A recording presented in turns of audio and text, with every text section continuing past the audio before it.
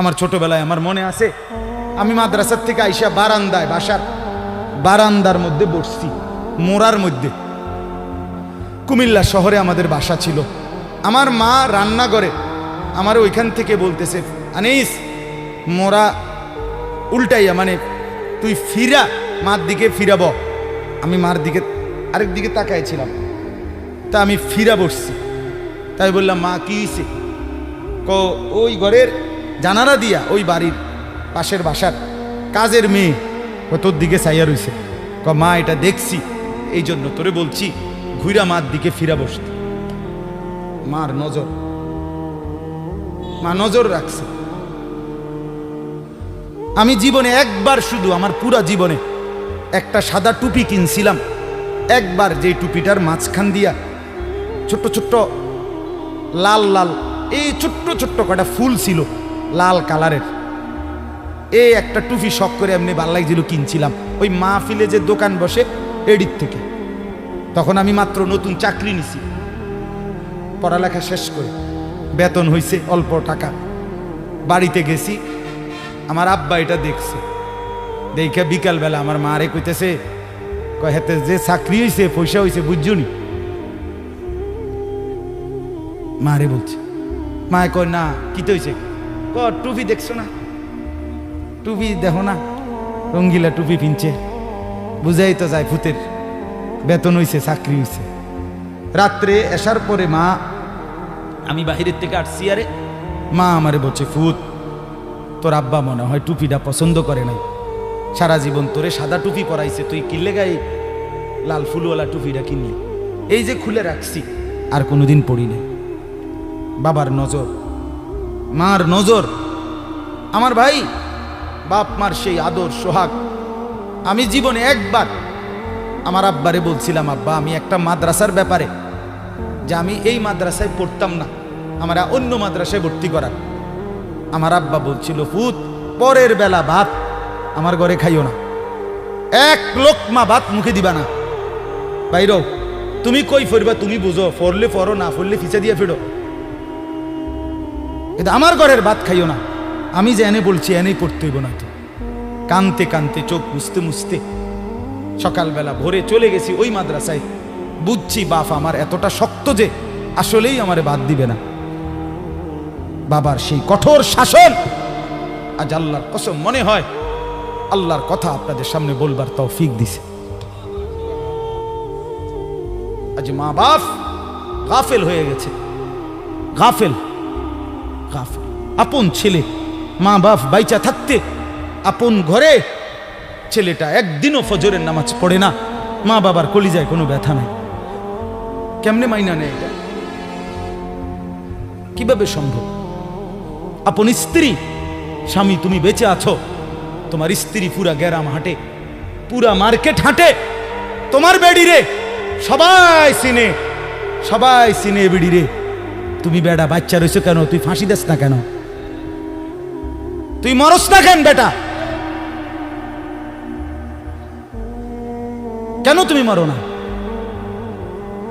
আত্মমর্যাদা যদি মুসলমানের না থাকে, আত্মসম্মান না থাকে, আমার জীবনে আর রইলটা কি?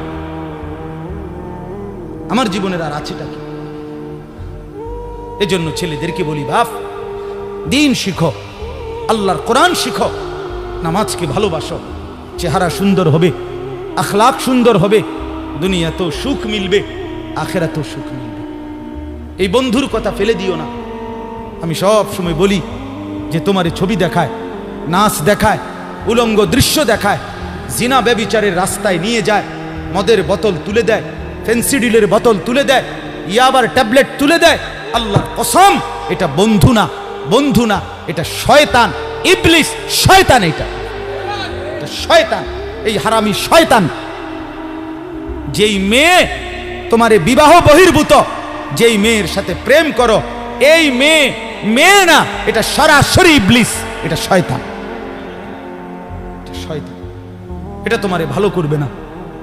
কোরআনে আছে, কিয়ামতের দিন অসৎ বন্ধুর কারণে বহু নাফরমান জাহান্নামী পাপী নিজের আঙ্গুল এইভাবে দাঁত দিয়া কামড়াবে, কামড়াইয়া ছিঁড়ে ফেলবে। ইয়াউমা ইয়াআদ্দু যালিমু আলা ইয়াদাইহি, এই আয়াত।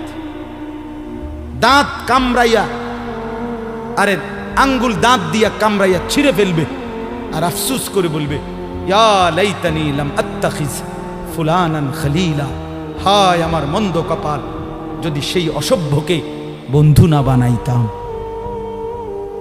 আল্লাহ নবী সাল্লাল্লাহু আলাইহি সাল্লামের চুল মুবারকের মতো চুল রাখবেন কোন দিন? নবী সাল্লাল্লাহু আলাইহি সাল্লামের মতো চেহারা বানাবেন কোন দিন? নবী সাল্লাল্লাহু আলাইহি সাল্লামের মতো পোশাক, সাহাবীদের মতো পোশাক পরবেন কোন দিন? নবী সাল্লাল্লাহু আলাইহি সাল্লাম যেভাবে ঘুমাতেন সেই ঘুমাবেন কোন দিন? নবী সাল্লাল্লাহু আলাইহি ওয়াসাল্লাম যেভাবে স্ত্রী ছেলে মেয়ের সাথে সংসার করতেন সেটা করবেন কোন দিন? নবী সাল্লাল্লাহু আলাইহি সাল্লাম 5 ওয়াক্ত নামাজ পড়তেন, সেটা শুরু করবেন কোন দিন? নবী সাল্লাল্লাহু আলাইহি সাল্লামের স্ত্রী মেয়েরা শতভাগ পর্দা করতেন, সেটা আপনি শুরু করবেন কোন দিন? নবী সাল্লাল্লাহু আলাইহি সাল্লাম আজীবন হালাল খাইতেন, আপনি হালাল খাবেন কোন দিন? সুদ ছাড়বেন কোন দিন? ঘুষ ছাড়বেন কোন দিন? ওজনে কম দেওয়া ছাড়বেন কোন দিন? মিথ্যা বলা ছাড়বেন কোন দিন? নবী সাল্লাল্লাহু আলাইহি ওয়াসাল্লাম ভিন নারীর থেকে নিজেকে হেফাজত করতেন, আপনি নাচ দেখা, গান দেখা, সিনেমা দেখা, নর্তকী দেখা, নাটক দেখা, জিনা করা, ব্যভিচার করা, অসভ্যতা করা, এটা ছাড়বেন কোন দিন? বলেন আমারে।